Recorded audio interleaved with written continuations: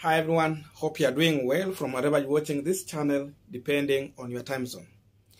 Now, the Deputy President William Samoei Ruto has been going across the entire country, holding meetings in each and every county in what he's referring to as economic block meetings. So he's going county by county. He has been in several, and today Ruto is in Kiambu County, where he was supposed to sit down with the people of Kiambu, discuss the economic issue that is touching common mwananchi, common mamamboga, and the common farmer on ground. But it has turned out to be a political meeting where Moses Kuria turned out angrily to lecture Raila Odinga and Martha Karua. And Moses Kuria lecture to Raila Odinga and Martha Karua is coming at a time when yesterday and the other day, Raila Odinga has come out loudly and clear to affirm his position in case he becomes the president. Raila has said that he is going to jail every individual who has involved himself in corruption cases. He will use the available means in the court to take these people to jail. Martha Karua has also reiterated the same thing, that they are going to work hand in hand to make sure that corruption will not be part of the Azimio government. And so we are asking ourselves a question here. If Raila is saying that he's going to fight corruption, then what is the problem? Why William Samoei Ruto's side is so much angry to respond to Raila Odinga rather than explaining on how they will deal with the issue of corruption in this country? So I want you to shortly listen to Moses Kuria, and then after that, we are going to explain why William Ruto allies are this much angry. Listen to Moses Kuria. Anza kusema mtafunga watu. Wale walikuwa taka kula watu, huku kuja uulize watu. Anawajua. Na wengine wao ni mpaka mabaisi ya Jubilee. Kushika wao leo wapeleke kamiti. Kwani kamiti iko wapi? Kwani ni kesho? Kwani ni kesho?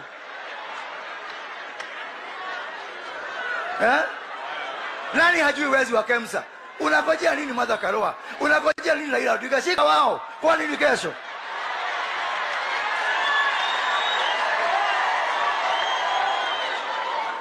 Tuna hii barabara yetu hapa ya Ruaka. Kutoka Eastern Bypass Ruaka kupanda hivi 22 km imejengwa at a cost of 21 billion. Yani that is 1 billion shillings per kilometer. Wenye wamekula wako hapo na Uhuru Kenyatta. Shika wao. Kwani ni kesho?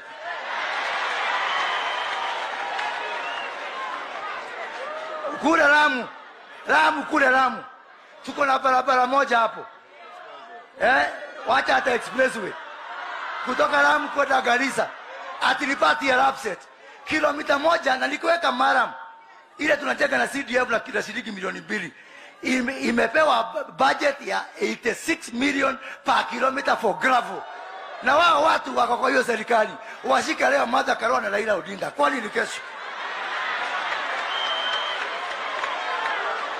Hii barabara nimewambia Eastern Bypass imekuwa procured not by a tender committee but by NIS. Tangu lini NIS ikakuwa ya kufanya tender? Hao watu wamefanya hivyo wako kwa hii serikali. Martha Karua, Raila Odinga washike leo. Kwani ni kesho? Now we are continuing with our Punchline discussion, but just a quick request. You might be watching this channel but you have not yet subscribed. So my humble request, please consider subscribing so that any other time once we release a video like this one, you will always get notified. Again, to all our channel subscribers and anyone who drop comment, I must say thank you so much for your unconditional support. Again, I'm requesting you to give this video a thumbs up so that YouTube can recommend our videos to more viewers. Back to our discussion. Now, you know, as we are talking now, about 70 aspirants running on UDA ticket have questionable cases. People have corruption cases and some issues to do with integrity. And there are people who are challenging these aspirants through the court so that IBC will not clear them to run for specific seats. On the contrary, Raila Odinga has about 12 aspirants running on Azimio ticket who also have questionable characters. These people are being tried to stop by specific groups so that IBC will not clear them. So in one hand you have 70, in the other hand you have 12. These are clear indication that Raila Odinga and William Ruto wako tofauti kama usiku na mchana. And therefore it tells you openly that William Ruto's side has more people who have questionable characters compared to Raila Odinga side. And because of this, in this election, these questionable characters can injure these aspirants' reputation on ballot. So it tells you the UDA side, not even Kenya Kwanza, UDA side have so many people who have corruption cases. Because of that, possibilities of Ruto forming a government that will not fight corruption is there. And secondly, I feel that Moses Kuria is throwing barbs on a wrong person.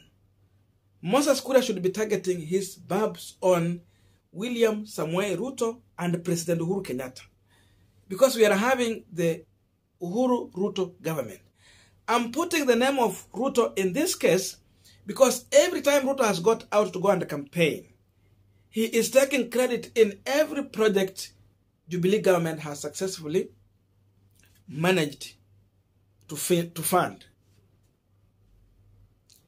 If we go to Western region, he will talk about the road project and TTIs. Everywhere he go, he articulate about Jubilee project that have succeeded. That means if Ruto is taking credit on every project in Jubilee that has succeeded, then he should equally take responsibilities on every failures in Jubilee government. If there is corruption in Jubilee, then Ruto should also take part in it. He should take responsibility. If there are cases in court about Jubilee and failures in Jubilee government, then Ruto is part of those failures. The best way we could delink Ruto from these failures is if Ruto was not going to take credit from the good performance of Jubilee government. Because Ruto is taking credit, then we have no any doubt to put also failures of Jubilee right on William Samoei Ruto. So Moses Kuria should understand that Raila is not the president of this republic. Martha Karua is not the deputy president of the Republic of Kenya. President Uhuru Kenyatta is the current sitting president of the Republic of Kenya. William Samoei Ruto is the current deputy president to President Uhuru Kenyatta. These are the two people that Moses Kuria should be addressing, and not Martha Karua, and not Raila Odinga that far.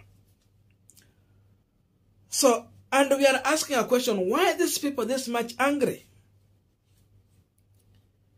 Because if Raila has said that he's going to fight corruption,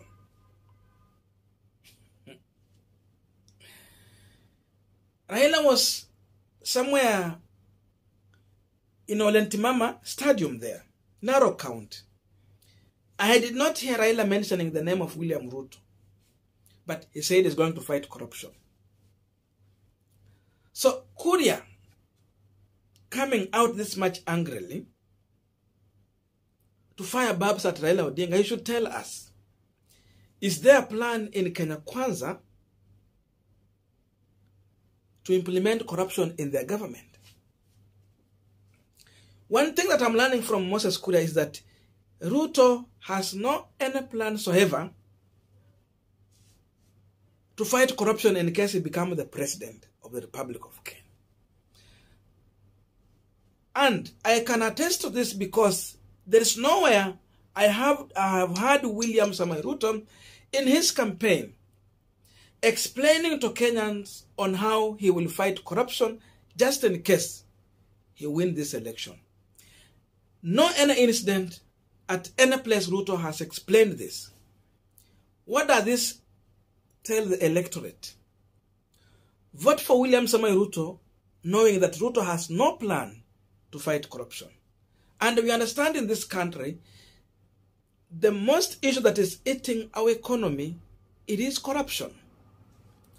The time we get someone who can fight corruption the way Magufuli has been fighting in Tanzania, the late president, I think Kenya will be so much far in development. Kenyans are going to live a very easy life. Not this expensive life we are living now. Look at the price of items. Mafuta ya kupika tu wameenda paka jikoni, wanaweka tax. Why? Because so many resources have gone to corruption. And so the country is lacking money. Because of that, you overtax the citizens so that you will get money to pay for the debts, or pay our China, and the other one to run the government. So in this election, we are looking for someone who can correct the mistakes that have existed, so that we can pick from where Kibaki left. Because again, in as much Moses Kuria is making this noise, the Azimio side, they are saying that corruption just reduced in President Uhuru Kenyatta's government after Ruto was edged out. But at the time when Ruto was at the center of power, there was massive corruption. They are not challenging this. And Uhuru is still admitting that there is corruption in his government. And he claimed that Ruto has been defending the corrupt individual. It was clear one time when Raila was questioning about 7 billion. And Ruto came out open to claim that the money in question is merely 7 billion. Like as if 7 billion is a change for Mandazi. We are wondering. So it tells you that the reason why Moses Kuria is so much angry, it is because their side has more corrupt individuals. That's why they are fearing. Secondly, look at Raila Odinga Martha Karua ticket. Compare that to William Samoei Ruto and Rigathi Gachagua ticket. William Ruto's running mate has a case in court. His accounts were frozen. Why? Because of the corruption questions around him. That is William Ruto's running mate. Look at Raila Odinga's running mate, Martha Karua. Any case in court about Martha Karua, any corruption scandal, you can peg it, you can target with Martha Karua. Tell me in the comment section if there is any. There was a time children were being tear-gassed in school when the playground was being grabbed. Who was grabbing that playground? Right now, some people in Mombasa are complaining because someone grabbed their water catchment area. Hawatu hawana maji. Maji yao ilichukuliwa. Kampuni ya nani? Compare that to Raila Odinga. I don't see any scandal following Raila. So, in one hand, you have a ticket with two individuals, questionable characters. They have cases. Another ticket, no questionable characters, and no active case in court. I don't know what to think about this, but in my view, this group is angry because, yes, they know they might land in jail because of their character. See you in our next video, but let us meet in the comment section.